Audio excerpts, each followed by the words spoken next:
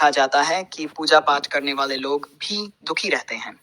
इसका मुख्य कारण केवल पूजा पाठ करना नहीं है, बल्कि इसके साथ जुड़े कई अन्य कारक हैं जो उनके दुख का कारण बनते हैं। आइए इसे विस्तार से समझते हैं। 1. भ्रम और अपेक्षाएं। भ्रामक धारणाएं। कुछ लोग ये मानते हैं कि केवल पूजा पाठ करने से उनके जीवन की सभी समस्याएं समाप्त हो जाएंगी। जब ऐसा नहीं होता तो वे निराश और दुखी हो जाते हैं। आशा और परिणाम। पूजा एक आत्मिक क्रिया है, लेकिन जब इसे भौतिक लाभों के लिए किया जाता है और वे लाभ नहीं मिलते तो व्यक्ति दुखी हो सकता है। उदाहरण के लिए, नौकरी, पैसा या स्वास्थ्य की कामना पूरी न होने पर लोग भगवान से नाराज हो जाते हैं। 2. पूजा पाठ का सही अर्थ समझना।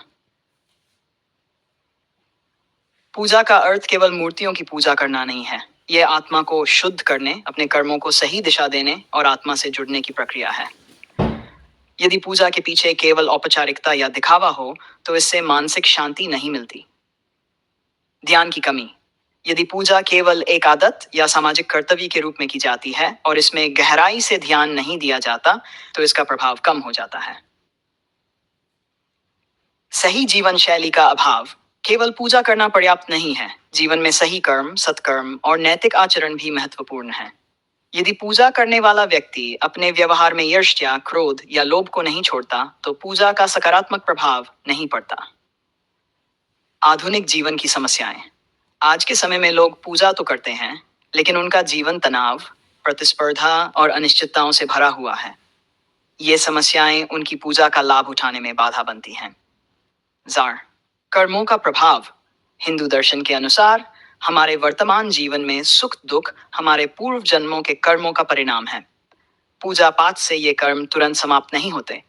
ये प्रक्रिया धीमी होती है और व्यक्ति को धैर्य रखना पड़ता है। धैर्य की कमी।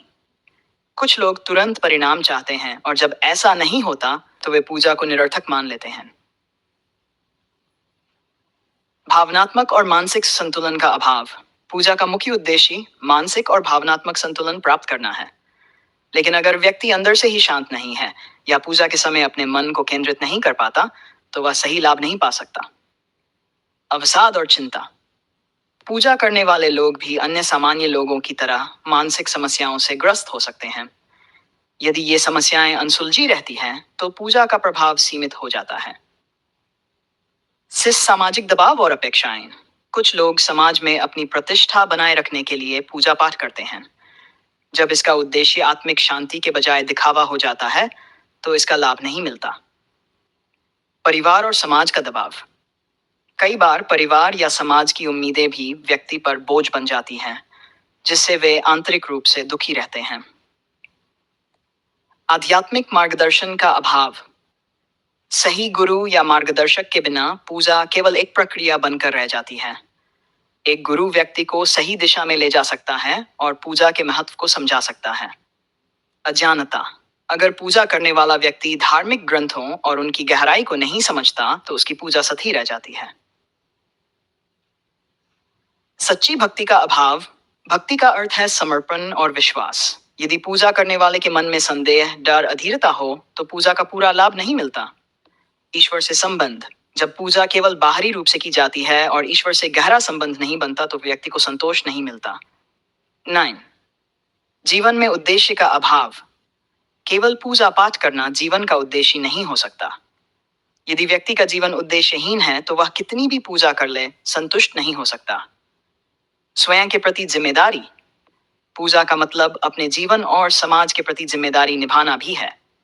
अगर कोई व्यक्ति केवल पूजा करता है लेकिन अपने कार्यों और जिम्मेदारियों को नजरअंदाज करता है तो उसका जीवन असंतुलित हो सकता है। संसारिक सुख और मोह में फंसकर पूजा करने वाले लोग भी दुखी रहते हैं। अगर उनकी पूजा का उद्देश्य इन मोहों को बढ़ाना हो तो ये कभी संतोष नहीं दे सकता। त्याग का अभाव। पूजा के माध्यम से त्याग और समर्पण का अभ्यास करना चाहिए, लेकिन अगर व्यक्ति ऐसा नहीं करता तो दुख बना रहता है।